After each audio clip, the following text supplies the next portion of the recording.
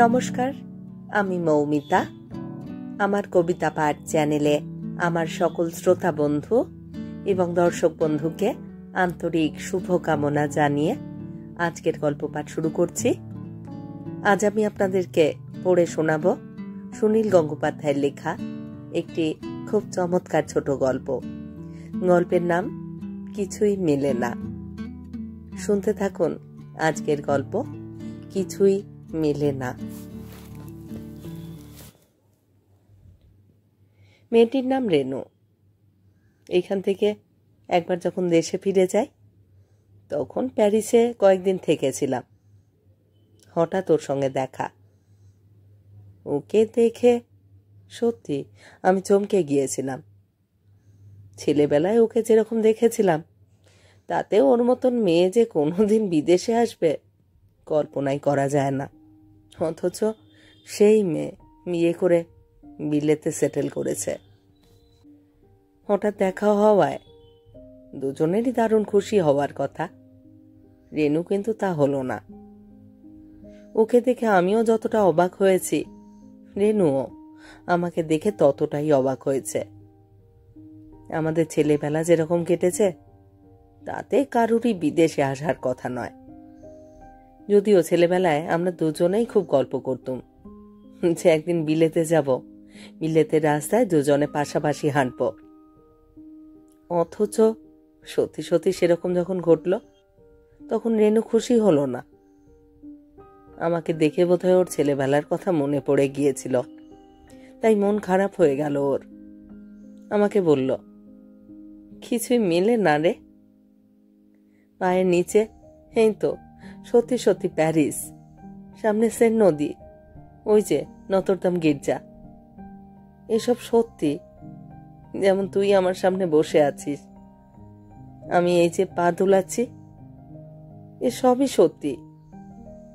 অথচ যা ভেবেছিলাম তা কি মিলেছে? সত্যি করে বল। আমি বললুম, রেনু, তুই বোধহয় এবারে কেঁদে ফেলবি, এমন গলা ভারী করে কথা বলছিস কেন? রেনু স্থির চোখে আমার দিকে কয়েক মুহূর্ত তাকিয়ে রইল। পূব হাওয়ায় ফুরফুরিয়ে উঠছে ওর চুল। সবুজ রঙা শাড়ির সঙ্গে মিলানো পান্নার দুল দুটো চিকচিকিয়ে উঠছে মাঝে মাঝে। ডান হাতে তর্জনী চিবুকে ছোঁয়ানো। রেনু উজ্জ্বল চোখে তাকিয়ে আছে। হঠাৎ রেনু ভঙ্গি বদলালো, মুখখানা ভেঙচে বলল, তাই আয় না, দুজনে মিলে ছেলেবেলার মতন বেউ করে কান্না শুরু করে দি। তুই তো জন্ম ছিঁচকা ধুনে, একবার বললেই হলো, চোখ দিয়ে গঙ্গা বইবে। বাজে কথা বলিস না। বাজে কথা মনে নেই? ছোট কাকার পকেট থেকে দুহানি চুরি করেছিলি, ধরা পড়ে মার খাবার আগেই কেঁদে ভাসালি যে। পয়সা চুরি করেছিলুম? কি মিথ্যেবাদী তুই রেনু। আহা হা, এখন কোটটাই পরে সাহেব সেজেছিস তাই স্বীকার করতে লজ্জা করছে? পয়সা কি তুই মোটে একবার চুরি করেছিলি?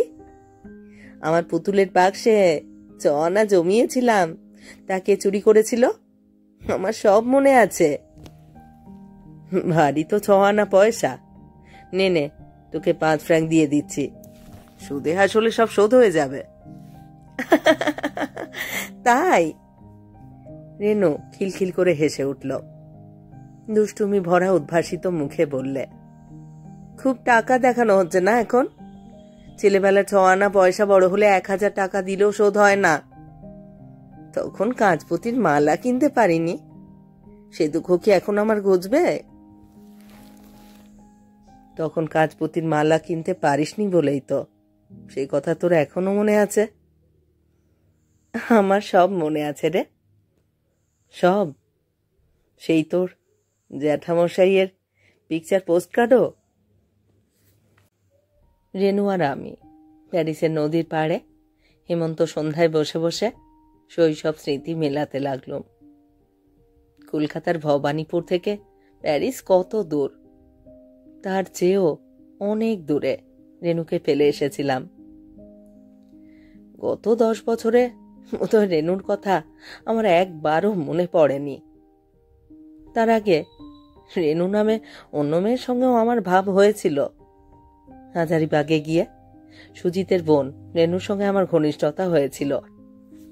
বিকেলবেলাতে ব্যাডমিন্টন খেলায় সে হতো আমার জুটি। তারপর একদিন ক্যানারি হিলসে বেড়াতে গিয়ে আমরা ইচ্ছে করেই হারিয়ে গিয়েছিলাম। কালকাসুন্দি ঝোপের আড়ালে গিয়ে আমি তাকে মানে একটা চুমু খেয়েছিলাম। জীবনে আমার সেই প্রথম। স্ফুরিত ওষ্ঠা ধরে সুজিতের বোন রেনু আমার দিকে বিস্ময় বিহ্বল চোখে তাকিয়েছিল। আমি খুব লজ্জা পেয়ে কিছু একটা কথা বলবার জন্যই মুখার মতন বলেছিলাম, জানো আমি না রেনু নামে আর একটা মেয়েকে চিনতাম। সে তখন আলো ছায়ায় সরে গিয়ে বলেছিল, সে বুঝি দেখতে খুব সুন্দর ছিল, আর তাকেও বুঝি তুমি?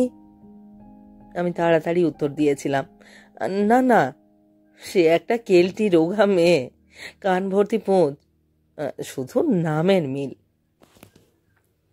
একটা মেয়ের সামনে যে অন্য মেয়ের প্রশংসা করতে নেই, সেটা সদ্য কৈশোর উত্তীর্ণ বয়সেই আপনা আপনি জেনে গিয়েছিলাম। কিন্তু খুব বেশি মিথ্যে কথাও বলতে হয়নি। প্যারিসে আমার সামনে যে বসে আছে, এই আঁটো শরীরের যুবতী, নারকেল পাতার মতন ঝকঝকে কালচে নীল রং, চোখে মুখে বিচ্ছুরিত আলো, এই সেই ভবানীপুরের রেনু।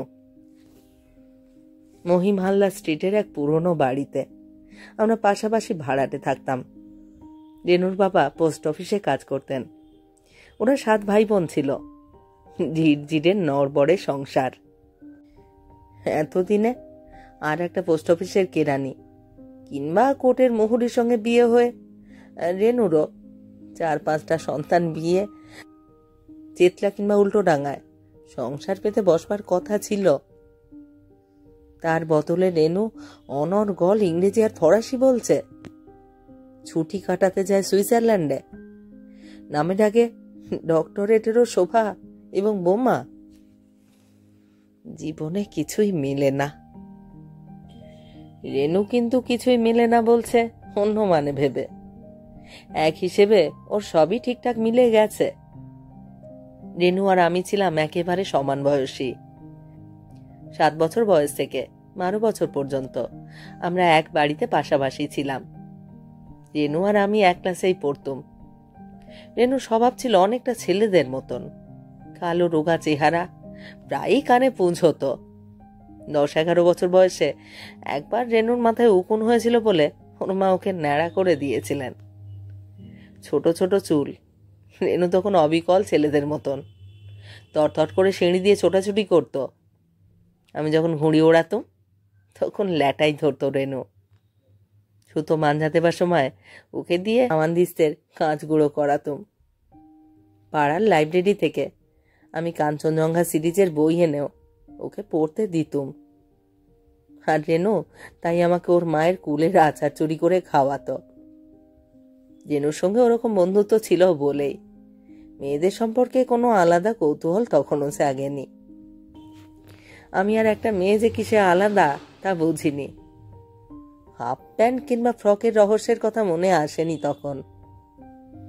ছাতের ঘরে রেনু আর আমি, 12 বছরের 2 কিশোর কিশোরী, যখন পাশাপাশি শুয়ে বসে বই পড়তুম, তখন কখনো আমার ইচ্ছে হয়নি রেনুর জামার মধ্যে হাত ঢুকিয়ে দিয়ে চুমু খাওয়ার ব্যাপার তো জানতুমই না। কিন্তু সেই ভবানীপুরের এঁদো বাড়ির গোমট সংসারে মাঝে মাঝে বিলেতের হাওয়া আসত। রেনুর এক জ্যাঠামশাই বহুকাল ধরে ইংল্যান্ডে প্রবাসী, কবে যেন ডাক্তারি পড়তে গিয়ে আর ফেরেননি, কোনোদিনই ফিরবেনও না। তিনি মাঝে মাঝে ওদের উপহার পাঠাতেন। কি সুন্দর সব প্যাকেট আসতো। রেনুর ভাই বোনেদের জন্য চমৎকার রঙিন সোয়েটার আর জামা। রেনুতে সেরকম প্যাকেট এলে সেতে আমার বুক জ্বলে যেত। আর আসছ ছবির পোস্ট কার্ড। রেনুর জ্যাঠামশাই ফ্রান্স, ডেনমার্ক, হল্যান্ড বেড়াতে গেলে সেই সব জায়গা থেকে ছবির পোস্ট কার্ডে ওদের চিঠি পাঠাতেন। আর আমাদের পরিবারের কেউ কখনো বিলেত যাওয়া তো দূরের কথা, বাংলাদেশের বাইরেও আমাদের কোনো আত্মীয় স্বজন ছিল না। আমরা কখনোই ওরকম সুন্দর চিঠি পাইনি। রেনু এই এক ব্যাপারে আমাকে টেক্কা দিত। আলতোভাবে পিকচার পোস্টকার্ডগুলো ধরে ধরে আমাকে দেখাতো।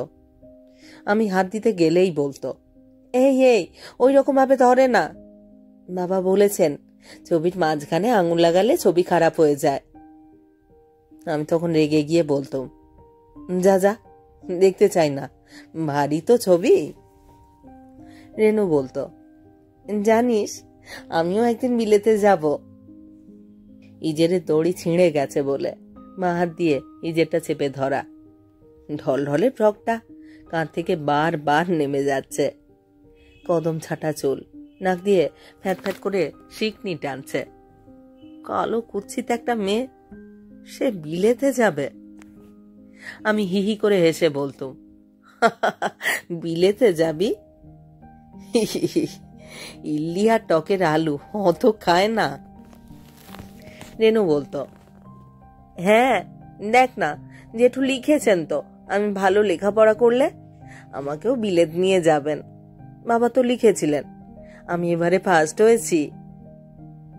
আমি বলতুম, ভ্যাট, মেয়েরা আবার বিলেতে যায় নাকি? দেখিস আমি বরং একদিন বিলেতে যাব। তুই তুই বিলেত যাবি? তুই কি করে বিলেত যাবি? তুই তো অঙ্কে গাড্ডু পেয়েছিস এবারে। তাতে কি হয়, আমি জাহাজে চাকরি নেব, আমি নাবিক হয়ে সারা পৃথিবী ঘুরব। ইস, তোর প্যাংলা চেহারা, তোকে জাহাজে চাকরি দেবেই না।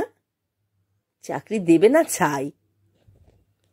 আমি তখন ঠাই করে রেনুর মাথায় একটা চাটি মেরে বলতাম, আমি প্যাংলা আর তুই কি রে, তুই তো কেলটি। তখন ঝটাপটি মারামারি শুরু হতো। আমার যখন দুজনে খুব ভাব থাকতো, রেনু আর আমি পাশাপাশি গিয়ে গায়ে গা ঠেকিয়ে বসে বসে সেই পোস্টকার্ড দেখতুম। জ্যাঠামশাইয়ের চিঠি পড়ে পড়ে রেনু আমার তুলনায় বেশি জানতো। আঙুল দিয়ে দেখিয়ে বলতো, এই যে এটা দেখছিস, এটার নাম নতরদাম গির্জা। সেই যে বইটা পড়লুম রে, হ্যান্ডব্যাগ অব দ্য নতরদাম, সেই একই। একদিন আমি এটার পাশ দিয়ে হাঁটবো, ভিতরে ঢুকবো। এটার নাম কি জানিস? Tower of London. এটা আসলে একটা দুর্গ, পড়িসনি? এটার মধ্যে ওয়াল্টার র্যালিকে বন্দি করে রেখেছিল। কত কি দেখবার জিনিস আছে এর মধ্যে। জেঠু লিখেছেন আমাদের কোহিনূর মুক্ত ওখানে আছে। ওই জায়গাটার নাম ভেনিস। এখানে জলের রাস্তা। দেখিস আমি একদিন এখানে বেড়াবো। উফ, সেদিন যা লাগবে না আমার। আমি নেহাত গায়ের জোরে বলবার চেষ্টা করতুম, দেখিস আমিও ঠিক যাব। হঠাৎ একদিন বিলেতের রাস্তায় দেখা হয়ে যাবে। ভারী তোর জ্যাঠামশাই আছে, আমি তো একাই। পরের বছর রেনুর বাবা পাটনায় বদলি হয়ে যেতে ওরা সবাই পাটনা চলে যায়। আর আমরাও ভবানীপুরের বাড়ি ছেড়ে পাইকপাড়ায় উঠে এলাম। তারপর সেখানকার স্কুলে বিমল বলে একটা বখা ছেলের সঙ্গে ভাব হলো। সে আমায় ছাদের ট্যাঙ্কের পাশে বসে সিগারেট খাওয়া আরও পরে সব অসভ্যতা শেখাতে লাগলো। তার সঙ্গে আমি দুপুরে টিফিন পালিয়ে সিনেমায় যাওয়া শুরু করলুম। অর্থাৎ বড়দের নিষিদ্ধ জগতে প্রবেশের উত্তেজনায় তখন আমি ব্যাকুল। তখন কোথায় রেনু হারিয়ে গেল? রেনুর আর খোঁজও রাখিনি। কিন্তু রেনুর সব মিলে গেছে। রেনু পড়াশোনাতে ভালো ছিল, ওর জ্যাঠামশাইয়ের বিশেষ সাহায্য ওকে নিতে হয়নি। রেনু এমএসসিতে বটানিতে ফার্স্ট ক্লাস পেয়েছিল, সুতরাং স্কলারশিপ পেতে বিশেষ অসুবিধা হয়নি ওর। ছেলেবেলায় জ্যাঠামশাইয়ের সেই সব পিকচার কার্ড দেখে ওর যে বিলেত যাবার তীব্র ইচ্ছে জেগেছিল, সেই ইচ্ছের জোরেই ও পড়াশুনোয় অত ভালো করেছে। ওদের পরিবারে তেমন শিক্ষার আবহাওয়া ছিল না। ওর ভাই বোনেরা তো কেউই বেশি দূর এগোতে পারেনি। রেনু আমাকে বলতো, তুই বিলেতে যাবি কি করে? তুই তো অঙ্কে গাড্ডু পেয়েছিস, অঙ্ক না জানলে লেখাপড়া হয়? সেই রোগা কালো মেয়েটা কিন্তু তখন 100 পেত অঙ্কে। পরীক্ষার রেজাল্ট বেরুলে গর্বের সঙ্গে রেনু বলতো, দেখিস আমি ঠিক বিলেতে যাব, জেঠুর কাছে থাকবো, কত দেশে বেড়াবো। ইস, তখন যা মজা হবে না! আর আমার চেহারাটাও ভালো হয়ে যাবে, ফর্সা হব। রেনু সব মিলে গেছে। ফর্সা হয়নি বটে, কিন্তু শরীরে একটা সুস্বাস্থ্যের উজ্জ্বল আভা এসেছে। রং মেলানো রুচিময় পোশাক। 5 বছর বিলেতে থেকে ও এখন ঝানু প্রবাসী। ছুটিতে সত্যি সেই ছেলেবেলার স্বপ্নের মতো সুইডেনে কিংবা ইটালিতে বেড়াতে যায়। আর বেড়ালের ভাগ্যে শিকে ছেঁড়ার মতন আমিও দৈবাত বিদেশে চলে এলাম, এবং রেনুর সঙ্গে হঠাৎ দেখাও হয়ে গেল।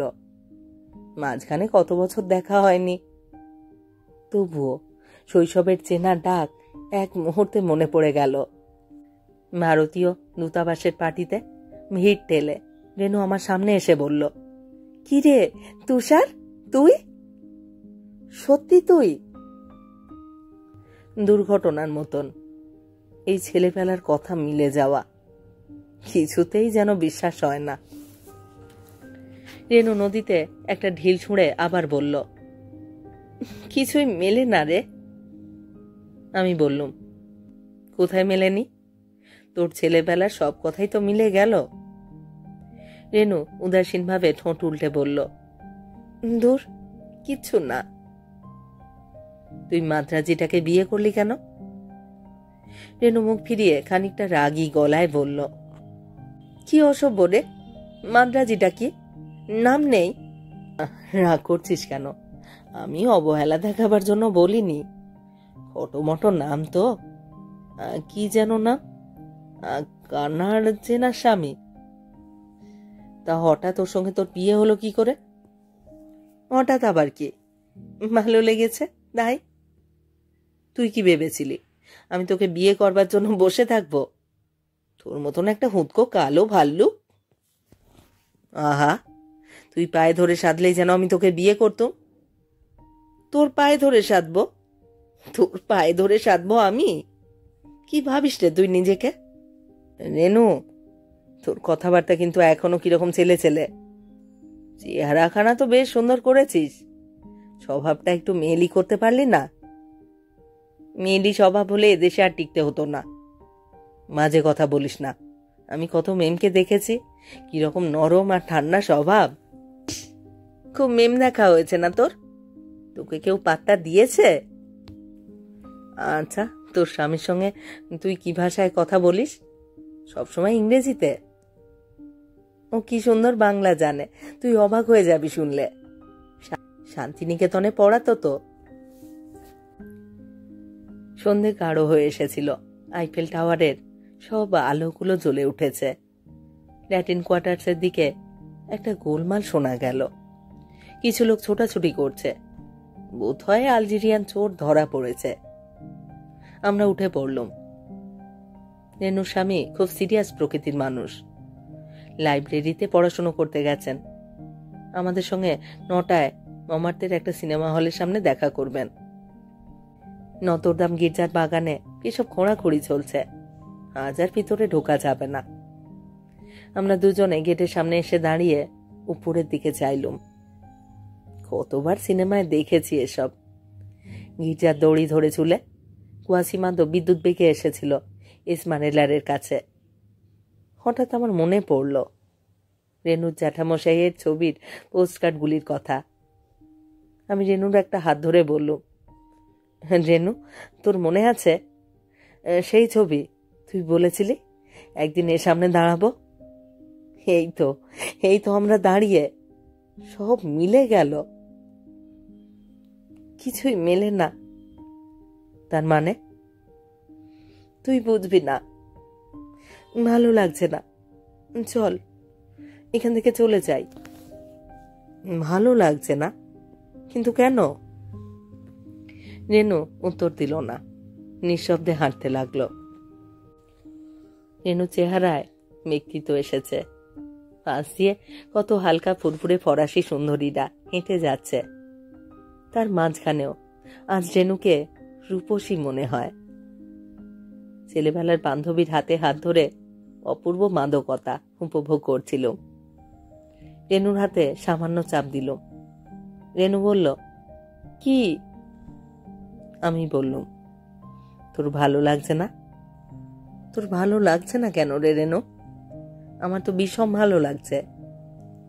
রেনু ভ্রুভঙ্গি করে বলল, তুই আছিস বলেই ভালো লাগছে না। কেন যে মরতে তোর সঙ্গে দেখা হলো এখানে? আমি অপমানিত কিংবা আহত হব কিনা ঠিক করতে পারলুম না।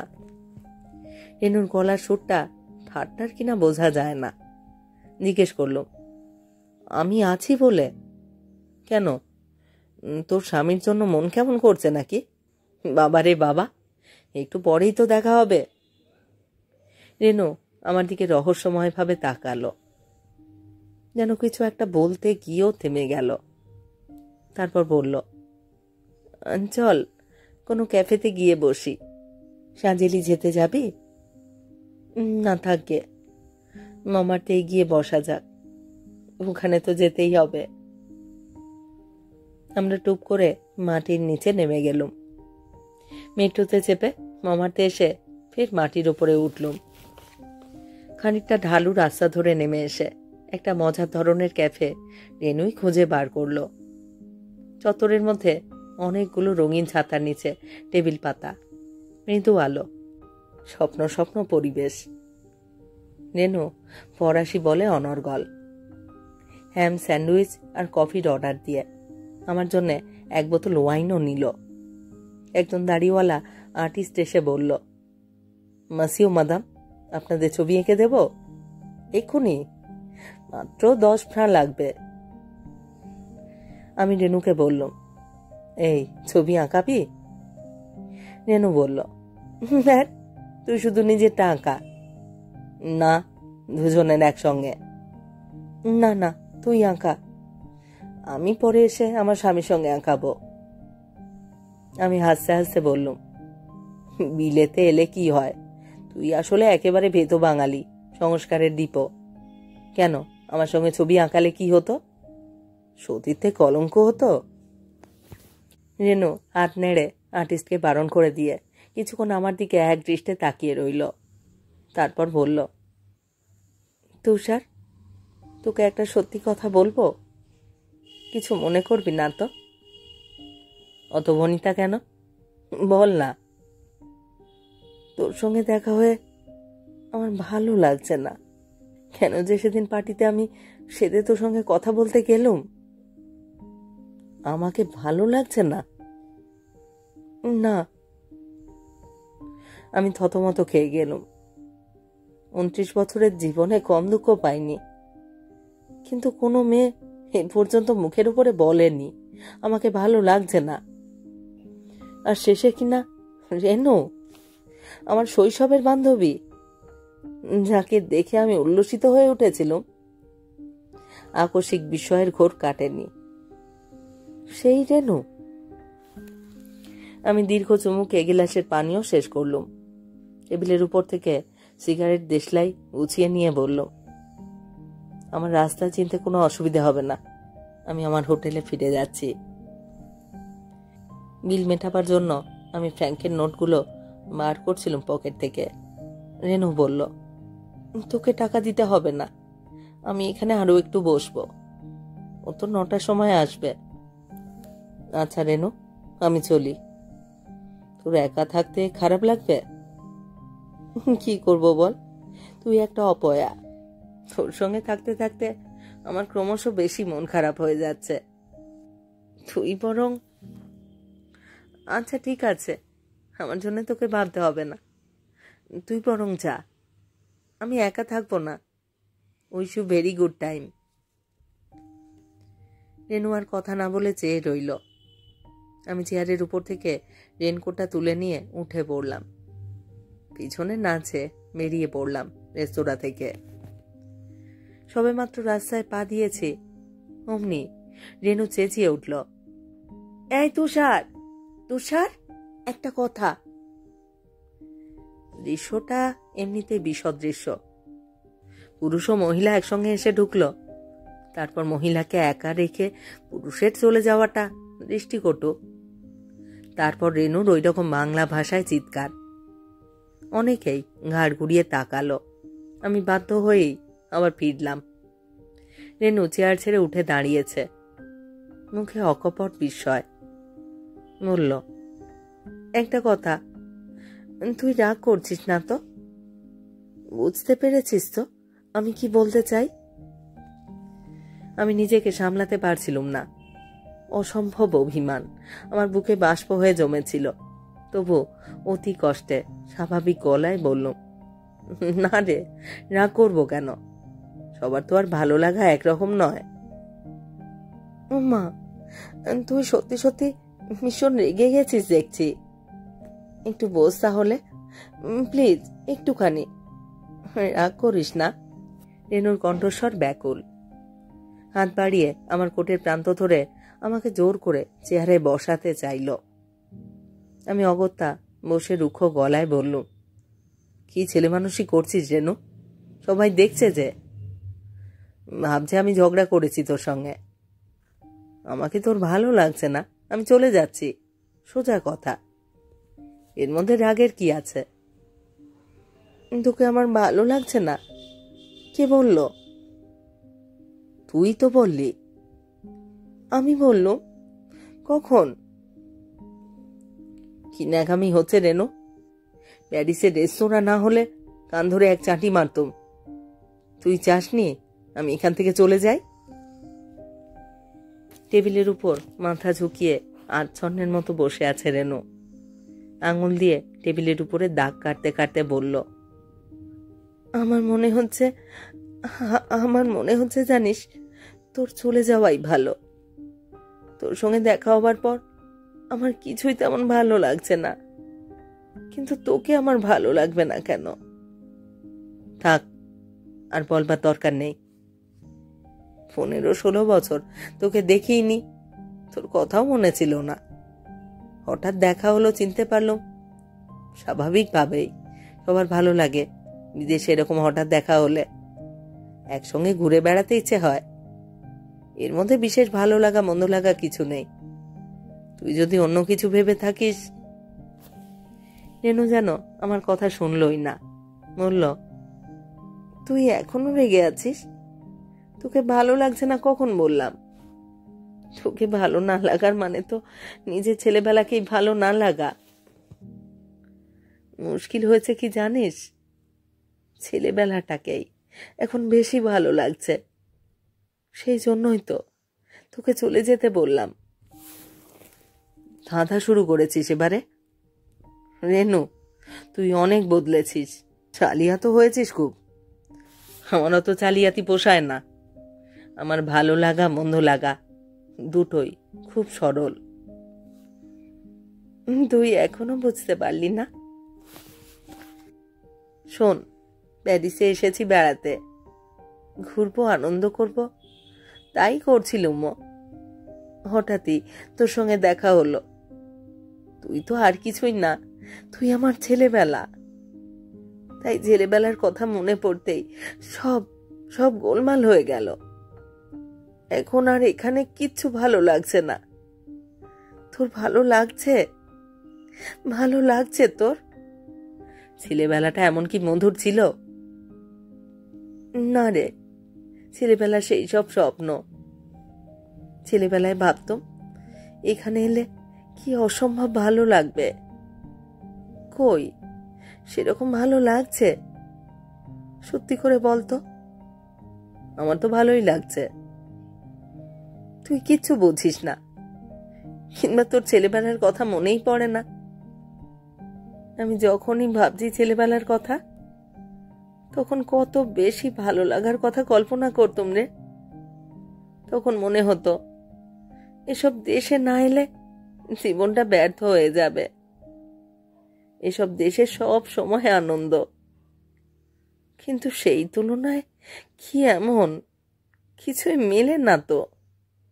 এই তো প্যারিস, এই তো মোমার্ট, এই তো সান নোয়া রেস্তোরাঁ। কি এমন? মনে হচ্ছে এমন কিছু। এমন কিছুই না, তুই সব মাটি করে দিলি। আমি? হ্যাঁ হ্যাঁ হ্যাঁ, তুই। এর আগে আমার স্বামীর সঙ্গে বেড়াতাম।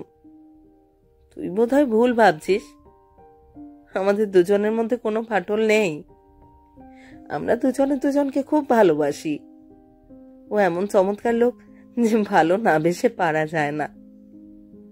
ওর সঙ্গে যখন বেড়াই তখন আর সবার যেমন ভালো লাগে, আমারও সেই রকমই।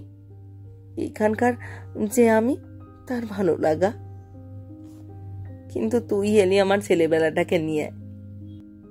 সেই চোখ দিয়ে দেখতে গিয়ে দেখেছি কিছুই মিলছে না। কোথায় সেই অপূর্ব ভালো লাগার দেশ? ছেলেবেলায় যার কথা ভাবতুম আমরা, এই যে প্যারিস জগৎ বিখ্যাত, এও তো হেরে গেল। রেনু, ছেলেবেলার মতন কি আর বয়স্কদের সত্যি এত বেশি ভালো লাগে? আমাদের 40-এর কাছাকাছি বয়স, এখন আর কিছু দেখে আচ্ছন্ন হওয়ার মতন। হ্যাঁ, এই কথাই বলছি। তোর সঙ্গে দেখা না হলে আমার স্বামীর সঙ্গে বয়স্কদের মতো ভালো লাগতো। কিন্তু তুই কেন ছেলেবেলাটাকে, কেন যে 15 বছর বাদে ভূতের মতন এসে উদয় হলি? তাই তো মনে হলো তুই চলে গেলেই আবার এখানকার বয়সে ফিরে আসব, এখানকার চোখে সবকিছু দেখতে পাবো। আর কথা বলতে পারলো না রেনু। আমি দেখলুম তার 2 চোখে জল। স্বপ্নভঙ্গের বেদনায় এমন প্রকাশ্য জায়গায় বসেও কাঁদতে তার লজ্জা নেই।